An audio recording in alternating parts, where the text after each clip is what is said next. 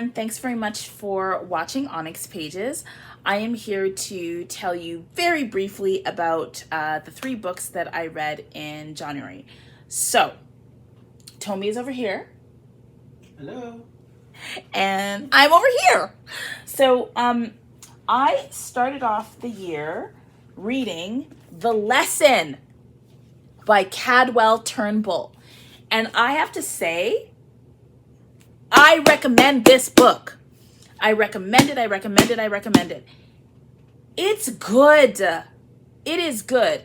And it is a kind of like, it's not quite first contact with aliens, but it's about the community that has to deal with aliens in St. Thomas.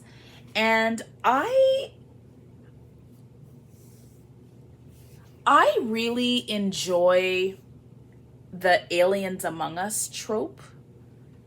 But when you place alien invasion in a Caribbean context, or in the context of peoples who have been colonized by white Europeans, it does something to the story, right? Because when I was a little girl and I used to watch television shows about aliens coming down from outer space, and like, what were the stories? Well, we would see this strange ship in the sky, and people at first would be like, oh my God, what's this? Woo!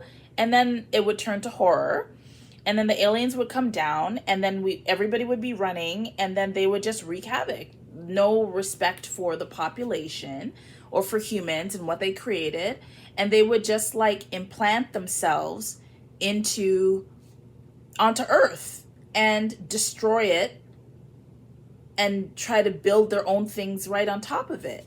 And as a child, that story wasn't familiar to me, right? Like, it was something that I, as a human girl child, should have been like worried about. But as I got older and I started to learn about colonization, and I started to think about what that would have been like for indigenous communities and African communities, some African communities, I started to realize that our imagining of what aliens among us would look like actually comes from the human experience of colonization. And that many of our fears are founded in what humans have done and continue to do to each other. And so what I really enjoy about Black writers who write first contact stories or alien invasion stories is that we end up asking different questions about aliens among us, right? We have to ask different questions. Our worldviews are very different.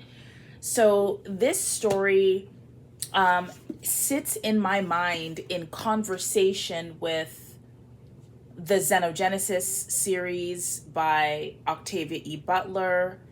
It sits in conversation with, oh my goodness, the one by Rosewater by Tade Thompson. It sits in conversation with that trilogy.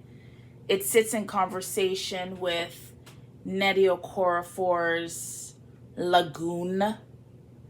It sits in conversation with even Nikki Drayden's I forget which one, but there's like a good number of like alien first contact stories that call us to think about the alien in very different ways. And this was great. Also, Turnbull can fucking write a story. I'm sorry. And he is able to right in the liminal. Liminal is going to be a word that you're going to hear me talk about all the time on my channel, because right now I am so intrigued by transition and writers who can embody the feeling of transition. And I think part of why I'm interested in that is because in North America, we are in a transition, a slow transition to chaos. And we have choices to make about what we do with that. And stories about invasion, aliens among us, cause us to sort of get back to basics in terms of what we believe in, how we treat each other, how we respond to tyrannical forces, how we respond to forces that would have us harm one another and ourselves, right? And this was just really great. So I recommend it. I will be doing a 7 Calorie Shell review at some point, but this was the first book I read. After I finished that, I turned to nonfiction, but still what I would consider speculative. And this is The Body Is Not an Apology by Sonya Renee Taylor. This is the book, and this is the workbook. I didn't work in the workbook, but I did read the book, and I loved it. And the reason why I would consider this speculative is because it asks the question, like, what if we fully loved our bodies? And what if Black queer folks lived in a world where we were invited to love our bodies fully? And Taylor talks about children, before we screw up their brains, like children who are playing with their bodies and get to know their bodies. They are fascinated by the things their bodies can do. She says, have you ever watched a baby discover their own body? Like the joy that they feel, the lack of judgment, just like the pure exploration, gratitude, engagement, non-judgmental, loving way that they engage with their bodies, that radical self-acceptance, that radical self-love.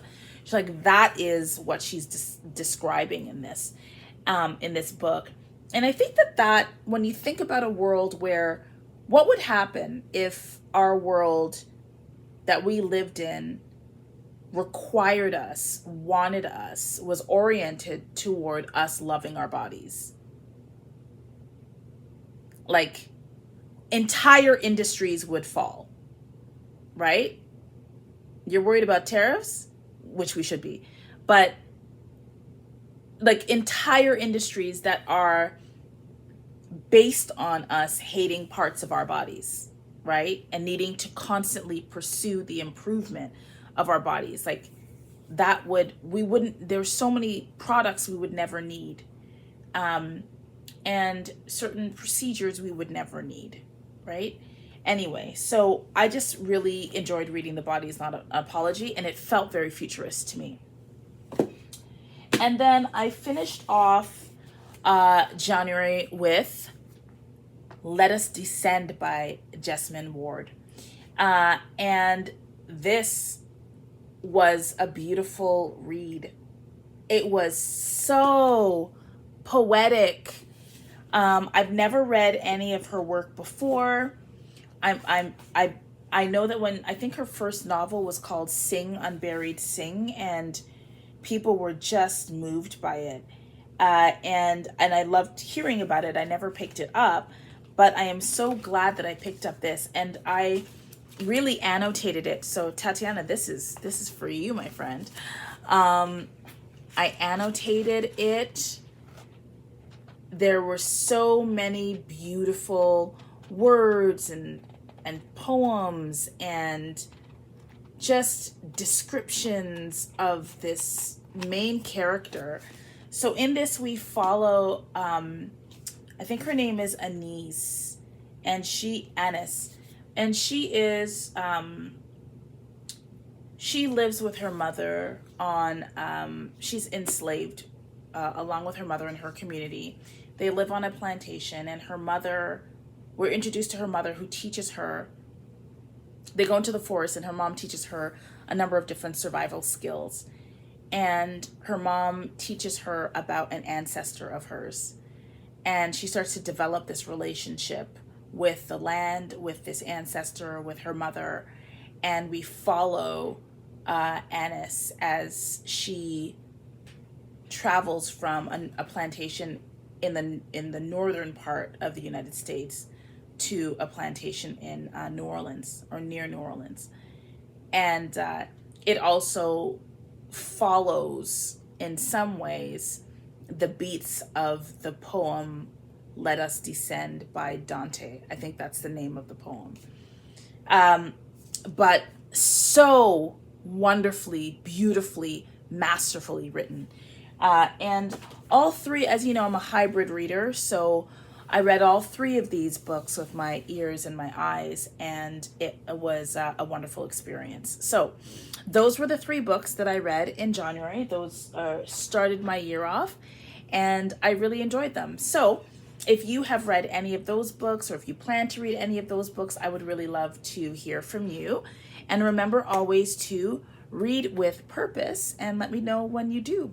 If you've watched this video all the way to the end, I would love a bee in the comments, an emoji of a bee, an emoji of a flower, and an alien or a spaceship.